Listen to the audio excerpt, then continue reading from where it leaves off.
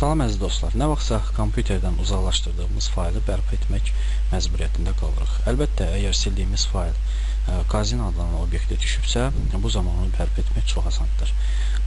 Bunun üçün Kazin obyekti açılır. Açılma üsullardan biz birini tətbiq edirik. Deyək ki, Kazin üzərində sol düymə 2 dəfə sıxıldı və beləliklə bizim zibil qutumuzun pəncərəsi artıq ekranda görünür. Pəncərəni kiçildirik.